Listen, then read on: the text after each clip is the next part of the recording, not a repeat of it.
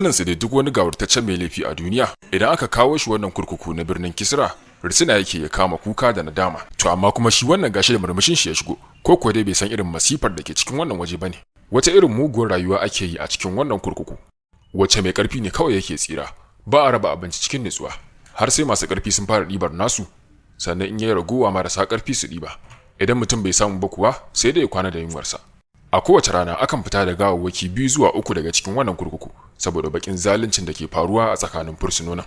Idan fursunoni za su kwana suna yaki a tsakaninsu, ko kallon su dakaru ba za su yi ba. Amma fa da zarar fursuna ya karya doka guda ɗaya, a take dakaru za su rufe shi da lugudan duka har sai sun ga ya suma, sannan su dauke shi su kai shi wani kuntataccen daki wanda ko kwanciya zai yi ba zai samu damar miƙe kafafunsa ba. Daki ne mai cike da shara, tsutsotsi da ƙwarika, ga mummunan ɗoyi, sauro da kudaje ma kadai sun ishi mutum masifa. Ana cikin wannan kallon kallo tsakanin bakon fursuna da kuma sauran fursunonin gidan kenan, sai wata kofa daga can wani bangare ta bude. Shugaban dakarun gidan ya fito tare da wasu tsirarin dakarunsa masu take masa baya, suka dirfafo inda wannan sabon fursuna yake. Shi dai shugaban dakarun wannan kurkuku ya kasance garjejen kato mai sura irin ta mutanen farko. Kallo ɗaya za ka yi masa kasancewa sadauki ne kuma jarumin gaske mai fasa taro. Shigarsa ta fita daban da ta sauran dakarun wannan gida, domin rigarsa, takalmansa da doguwar safar hannu duk na karfe ne, ga kuma taguba guda 2 rataye a bayansa. Duk jikinsa a murɗe yake, cike da kwanji ga jijiyoyi burɗin. Sai da suka iso dab da wannan sabon fursuna, yadda tazararsu bata wuce taku 2 ba.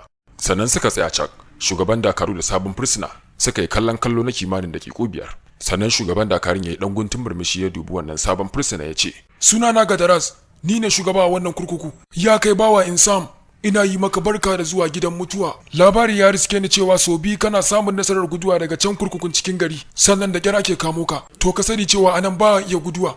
Duk fursunan da aka shigo da shi sai dai a fitar da gawarsa, amma bai isa ya fita a raye ba. Yau tsawon shekaru 14 kenan da kafa wannan kurkuku, kuma ni da jama'ata ne muke gadinsa, sannan babu wani fursuna da ya taɓa karya wannan tarihi. Ka sani cewa muna da dokoki guda 9 a cikin wannan gida. Dokoki 5 daga ciki idan ka aikata su za a yi maka hukuncin dukan kawuka gami da horo mai matukar tsanani. Ragowar dokoki guda 4 kuma hukuncin su kisa ne. Ina mai gargadin ka akan kiyaye waɗannan dokoki waɗanda za a sanar da kai yanzu. Sai ka kula domin tsira da lafiyarka da rayuwarka." Ko da gama faɗin haka sai shugaban dakaru Gadaras ya dubi wani badakare ya bashi umarni. Charab sai bawa Insam ya numfashin badakaran ya ce, "Dakata, bana buƙatar jin dokokinku. Ina so na karya kowace doka ɗaya bayan ɗaya in ya so sai na ga ta yadda za a iya hukunta ni. Daga yau ina mai tabbatar muku da cewa babu wata doka da za ta yi aiki a kaina sai dai akan sauran fursunonin." Ko da jin wannan batu sai dakarun da ke kewaye da Gadaras suka daga kulakensu suka yunkura za su afkawa bayan Insam. Amma sai Gadaras ya daka musu tsawa ya ce, "Ku dakata, kada ku taba shi." Da jin haka sai dakarun suka ja da baya suka tsaya. Gadaras ya dubi Insam ya bushe da dariyar mugunta.